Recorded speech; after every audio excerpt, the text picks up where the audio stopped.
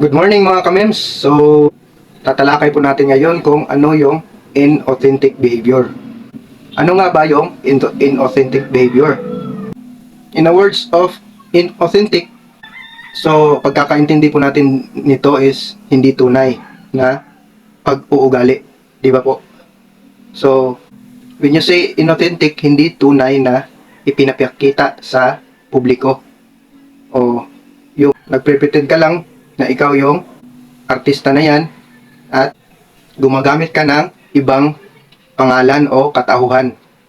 Kaya guys, ito po yung mga fake accounts para po makagain ng maraming followers. Actually guys, marami yung meaning ng inauthentic behavior. Dito papasok yung mass trolls, mga dummy accounts, mga fake accounts. Kaya guys, inaaksyonan agad ni Facebook. Mas madami pang inaksyonan ni Facebook na mga Facebook users kaysa mga nag-report. Kaya po, sumunod tayo sa community standards ni Facebook.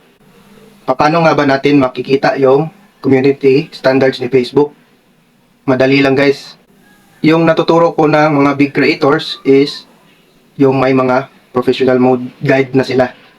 Pero yung mga small creators na katulad natin, hindi natin nakikita yung ibang mga features. At baka naka beta testing sila. Pero kung gusto nyo mag beta tester guys, punta kayo sa Play Store. Hanapin nyo lang yung, type nyo lang yung Facebook. Pagkatapos, update nyo lang yan guys. Sa baba, may nakalagay na, may makikita kang, scroll down sa baba, may makikita kang your join a beta tester. So, click mo lang yung join guys at makakatanggap ka na ng mga updates ni Facebook. So, yung nakalagay dito, pagka-join mo, you'll see new features before the public does at any time. So pwede kayong mag-ging beta tester para updated kayo sa Facebook app na kung ano inalabas nila na bago, kayo agad yung makakita. So, balik tayo sa kung paano pupunta sa community standards ni Facebook. So, pag click nyo yung Facebook nyo na apps, pag nakapunta na kayo, punta kayo dito sa menu, scroll down lang pababa, at hanapin nyo yung help and support. Click nyo yan. Pagkatapos guys, hanapin nyo yung creator support. Click nyo lang po yan. Pagkatapos guys, click nyo yung monetization. So, dito mga kamems, dito yung policy guidelines ni Facebook. Ito yung i-click nyo. Pagkatapos nyo maklik, hanapin nyo yung community standards, nasa pinaka-taas, click nyo yan, at lalabas na yung Facebook community standards ni Meta. Baba lang guys, hanapin nyo yung, at dahil yung tinatalakay natin is about inauthentic behavior, punta lang kayo dito sa baba, scroll down, at hanapin nyo yung integrity and authenticity. Dito na yung inauthentic behavior guys. Click nyo lang yan. Basahin muna natin yung policy rationale. In line with our commitment to authenticity, we do not represent themselves on Facebook by using accounts, artificial boost, and popularity of content, or engage in behaviors designed to enable other violations under our community standards. This policy is intended to protect the security of the user's accounts and our services. So, sa pagkaiintindi dito guys, hindi daw nila pinahintulutan yung mga taong nagmi-misrepresent o direct to the point yung mga fake accounts, yung mga artificial accounts. Ito guys, yung paggamit ng maraming account o pagbahagi ng account sa pagitan ng maraming tao. Maling paggamit. So sa baba guys, do not use multiple Facebook accounts or share accounts between multiple people. So guys, hindi pinapahintulutan ni Facebook ang gumamit ng fake accounts. So sa baba guys, yung data, tingnan natin. Dito guys, makikita natin yung accounts action.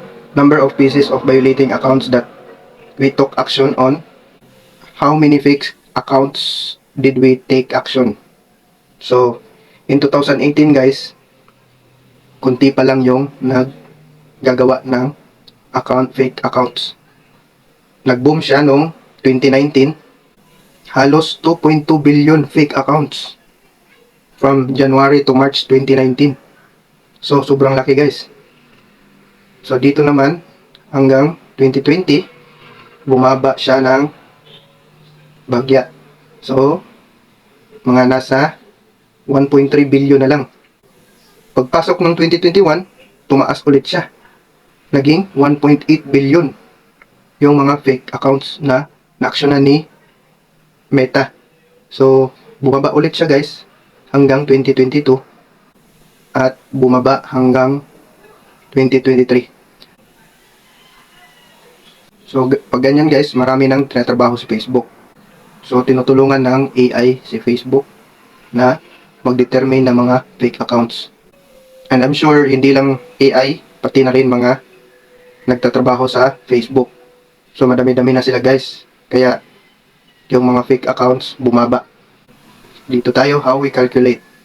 Accounts action is the total number of accounts that Facebook took action on for fake accounts. It includes both accounts we action or someone reported them, and accounts that we found proactively. Mga hindi masyadong active na accounts. Yun yung tinitake down nila. Kaya nga pala guys, may nabalita ako nung nakaraang weeks lang ata yun.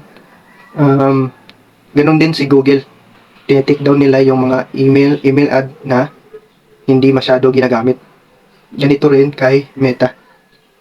Tinitake down din nila yung mga Facebook accounts na hindi masyadong ginagamit. I think for a certain months ata, kasi si Google, si Gmail, pag hindi mo nagamit ng 6 months, tinitake down nila. Kaya ito rin yung Facebook. Hindi ko lang alam kung ilang months or years tinitake down nila yung fake accounts. So dito sa proactive rate, percentage of violating accounts that we found before people reported it. So ito guys, dito nyo malalaman kung ang dami ng tinatrabaho ni Facebook. Yan guys. Ito yung mga taong reported by users. Ito yun. So, ang liit lang nila guys. Nasa taas. Yan. So, mga nasa 1.30% yung nag-report na mga users. Pero yung tinake action ni Facebook, mga nasa 99%. So, ibig sabihin lang yan guys, marami yung nagtatrabaho kay Facebook para mag-report ng mga fake accounts. So, yun lang muna guys sa ngayon. Sana may natulong ako kahit konti. And guys, you can support our community page and also our YouTube channel. Thank you guys. At ingat kayo lagi.